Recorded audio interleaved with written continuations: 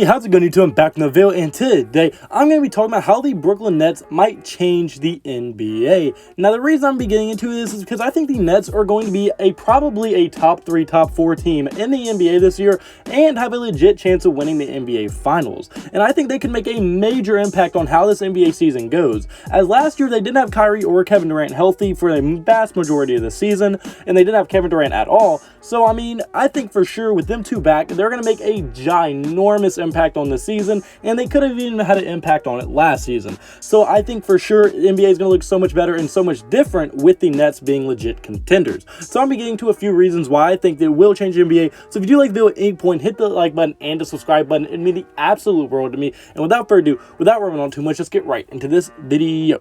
So my first reason for this video is going to be that it gives the East another legit finals contender, which is something we were not able to say for a very long time. As outside of Milwaukee, let's be honest, maybe Toronto, you can say the East did not have a legit finals contender last year. I mean, Milwaukee, everybody said they could make the finals and probably will make the finals, but they're not going to win. Even when the Miami Heat made the finals, like, yeah, they're in there, but they're not going to win the finals, let's be honest. And everybody knew that everybody knew what was happening. While the West had the Clippers, the Lakers, the Nuggets, everybody, there's so many people. So now with the Brooklyn Nets being added to this, it gives the Bucks a real run for their money when it becomes like to the finals race, and it gives someone that can legitimately beat the Lakers and Clippers, because no one in the NBA, maybe outside of the Bucks, who had a very slim chance, could have beat the Lakers or Clippers in the NBA Finals. Everybody knew the Western Conference Finals was pretty much the NBA Finals, and then the Clippers didn't even make the Western Conference Finals, so it was pretty much a foregone conclusion that the Lakers were going to win, and they did end up winning the finals.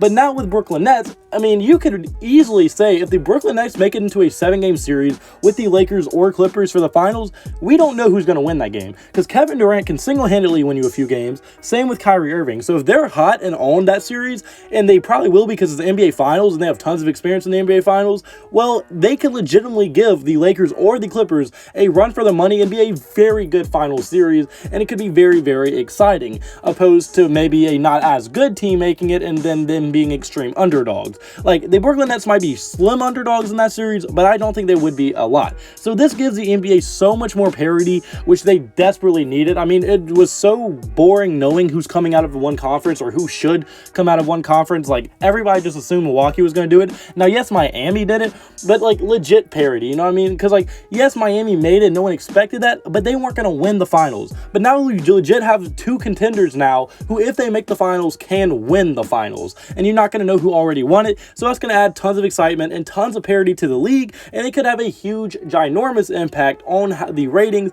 and how the NBA ends up finishing this season out. Now, my second reason is going to be that they could be one of the best offensive teams the NBA has ever seen, period. As Kevin Durant, if he is the Kevin Durant that we did know before he got injured, which it is looking like it because he did look very good in preseason, and yes, I know it's just preseason, but still, scoring is scoring, and Kevin Durant was doing that. So, I mean, Kevin Durant is just one of the most unstoppable offensive forces the NBA has ever seen. He might be the best offensive player the NBA has ever seen. He can shoot the three, probably second to only Steph Curry and like Klay Thompson and them.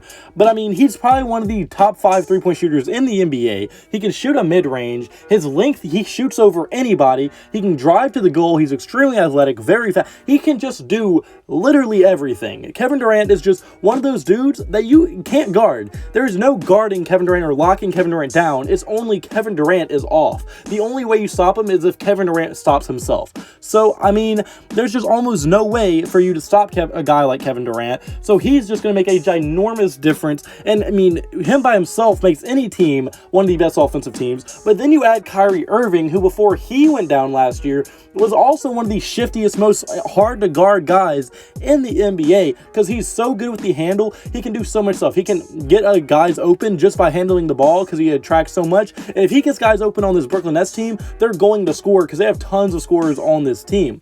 So, I mean, Kyrie Irving being very shifty can get guys open, pass guys open, and just flat out score himself. If Kyrie Irving gets hot from 3-point line, you just watch out. There's no stopping him either. And he is another one of those guys, although he's not as like physically talented or gifted as Kevin Durant, he's still very shifty and one of the most unguardable players in the NBA. He's pretty much Damian Lillard, but like better. I don't know how to explain it. He's just better at doing it. Now, he probably can't shoot as good as Damian Lillard, but I do think he's just as good of a scorer, and he's just a better all-around player as well. So, I mean, this is going to be one of the best offensive duos in the entire NBA, but then you even add some of the role players that they do have on this team. I mean, just look at it. They have Karis LeVert, who has shown signs of being an all-star level scorer, and I think he put up, like, what, 31 in one of the bubble games, which is just very impressive. Like, he shows signs all the time of being an elite scorer.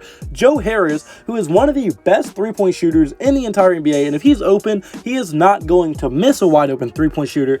And Spencer Dinwiddie as well. He's just an absolute bucket. He can get a bucket from anywhere on the court. Very underrated player, and is one of the best bench players in the NBA. And Spencer Dinwiddie could be the X factor for this Brooklyn Nets team. So I think with all that combined, this team could be very, very dangerous when it comes to postseason time, and even in the regular season, they're going to be one of the most exciting teams to watch in the entire NBA. So really, to recap, the two things that I think is going to change the most in the NBA from the Brooklyn Nets being added to it, or not added, but like actually being a contender, is going to be it gives the league tons of parity now that they did not once have, and it's going to make the NBA just that more exciting. And also, they could be one of the best offensive and most exciting teams we have ever seen in the NBA, and it's going to be very, very fun to watch.